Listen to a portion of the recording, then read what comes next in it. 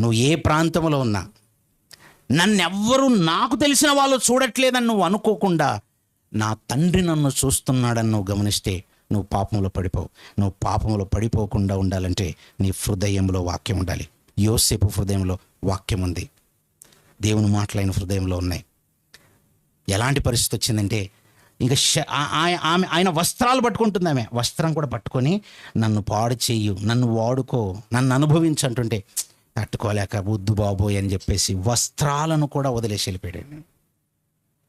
వస్త్రాలను వదిలేసి వెళ్ళిపోతున్నాడు యవనుడు. మంచి సుందరుడు అని రాయబడింది ఆయన గురించి. మరి ఈ సుందరుడైన యవనుడు వస్త్రాలు లేకుండా నగ్నంగా వీధిలో పరిగెత్తున్నాడు అనుకోండి, అమ్మో అని మొత్తం వీధిలో ఉన్న వాళ్ళంతా చూసి ఎంత దుర్మార్గుడు, పనికి మాలినాడు, ఎలా వెళ్తున్నాడు చూడని ఆయన గురించి ఒకవేళ అవహేళన చేస్తారేమో, అవమానిస్తారేమో. అస్సలు నాకు అవమానాలు వచ్చినా పర్లేదు, నన్ను అవహేళన చేసినా పర్లేదు, నా శరీరం మీద నూలు పోగు లేకపోయినా పర్లేదు, నన్ను ఎవరేమనుకున్నా పర్లేదు, కానీ దేవుని దృష్టికి మాత్రం నేను పాపం చేయకూడదు. అంటే శరీరం మీద ఆ వస్త్రాలు లేకపోయినా పర్లేదా, శరీరం మీద వస్త్రాలు ఊడిపోయినా పర్వాలేదు, నిలబడతాను అనుకున్నాడండి. ఏంటి భక్తులు దేవుని దృష్టికి ఎందుకు గొప్ప వాళ్ళు అయ్యారో చెప్తున్నాను మీకు. లాజరు ఉన్నాడండి, ధనవంతుని ఇంటి వాకిట పడి ఉన్నాడు. ఆయనకు వచ్చిన కురుపులనట అలా కుక్కలు వచ్చి నాకుతున్నాయట. కుక్కలు వచ్చి నాకుతున్నాయంటే దాని అర్థం ఏంటండి? ఆయనకి వస్త్రాలు కూడా ఉన్నాయో లేదో దేహం మీద, ఆయన దేహం మీద వస్త్రాలు కూడా ఎలా ఉన్నాయో లేదు, చిరిగిపోయిన వస్త్రాలు ఏదైనా ఉన్నాయో, ఆయన దేహం మీద ఉన్నటువంటి వస్త్రాలని కుక్కలు వచ్చి కురుపులు నాకేస్తున్నాయట. ఆయన ఇంటి వాకిట పడి ఉన్నాడు.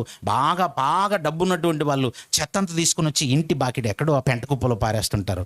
ఆ పెంట కుప్ప దగ్గర కూర్చున్నాడు. కరెక్ట్ అక్కడే కుక్కలు ఉన్నాయి. ఎందుకున్నాయి తెలుసా? ఆ ఇంట్లోంచి రొట్టె ముక్కలు తీసుకుని వచ్చి అక్కడెక్కడో విసిరేస్తారు. ఆ పెంట కుప్పల దగ్గర పడి ఉన్నాడు, కానీ క్యారెక్టర్ని మాత్రం కోల్పోలేదు.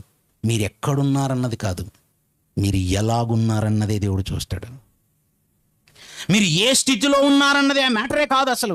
నువ్వు ధనికుడుగా ఉన్నావా, పేదవాడిగా ఉన్నావా, నువ్వు కోటీశ్వరుడువా, కూటికి గతి లేనివాడా, నో మ్యాటర్. నువ్వు ఎలాగైనా పర్లేదు, ఏ స్థితిలో ఉన్నా దేవుడు నీకు ఇచ్చిన స్థితిని బట్టి సంతోషిస్తూ, ప్రభువా నీవిచ్చిన స్థితిలో నేను మాత్రం నీకు నీతిగా కనబడతాను, నీవు నన్ను చూసినప్పుడు నీ మాటను నేను విని దాన్ని అనుసరించి నేను ప్రవర్తిస్తాను. నా హృదయం ముందు వాక్యం ఉంటే నేను తప్పిపోను. అందుకే వాక్యమును హృదయంలో నింపుకున్నారు వాళ్ళు.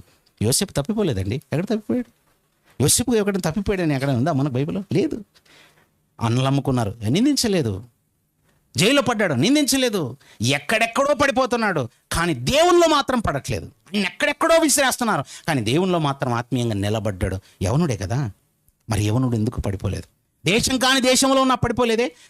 దానియేలును చెరలోకి తీసుకెళ్ళిపోయారు. షద్రక్ మేషక్ అబేద్నెగోలు చెరలోకి తీసుకెళ్ళిపోయారు. చెరలోకి తీసుకెళ్ళిపోయిన తర్వాత ఒరే వీళ్ళు ఆహారం మార్చేయండి అంటున్నాడు రాజు. ఆహారం మార్చేయండి అంటే వాళ్ళు ఒకే మాట చెప్పారు, రాజు చెప్పిన ఆహారం కాదు మేము తినేది, మాకు ఇష్టమైన ఆహారం మేము తింటాం, మేము శాఖ ధాన్యములే తింటాం అనగానే మొత్తం మీద అక్కడ ఉన్న వ్యక్తిని కన్విన్స్ చేసుకున్నారు. అశ్వనజు కన్విన్స్ అయిపోయాడు. సరే మీరు కోరుకున్నట్టుగా మీకు ఆహారం పెడతాం. ఆ దేశపు ఆహారపు అలవాట్లను కూడా అలవర్చుకోలేదు.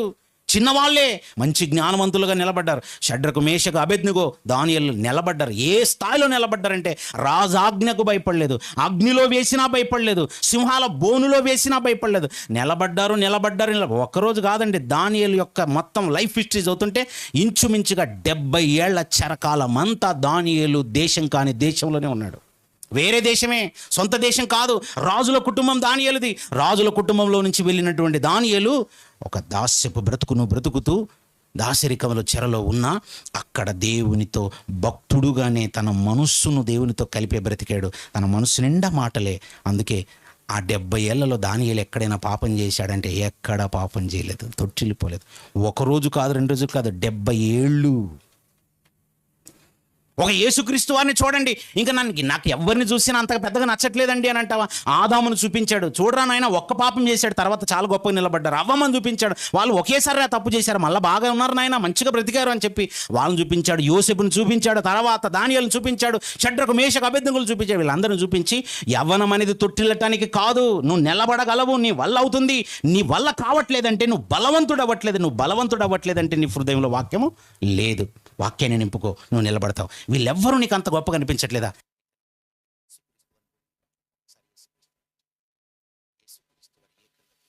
నాలో పాపం ఉన్నదని మీలో ఎవడైనా స్థాపించగలడు? యవనుడు నిలబడ్డాడు. చిత్తుగా చిత్రవధ చేసి కొట్టి చంపడానికి నిలబడిన అస్సలు పాపం చేయలేదు. ఆకాశానికి భూమికి నడుమ వేలాడదీసిన నిలబడ్డాడు. ప్రాణం పెట్టాడు కానీ పాపం చేయలేదండి. ప్రాణం పెట్టాడు, ప్రాణాన్ని వదులుకున్నాడు కానీ క్యారెక్టర్ని వదులుకోలేదు. చూసావా, క్యారెక్టర్ని వదులుకోకూడదండి. మనకు తొట్టిల్లటానికి కాదు యవ్వనం ఇచ్చింది, ఆ యవ్వనాన్ని దేవుని కొరకు వాడటానికి. నీలో గనక ఒకవేళ వాక్యం ఉంటే నువ్వు పాపము చెయ్యవు అని చెప్పటానికి ఈ మాటలు దేవుడు రాయించాడు.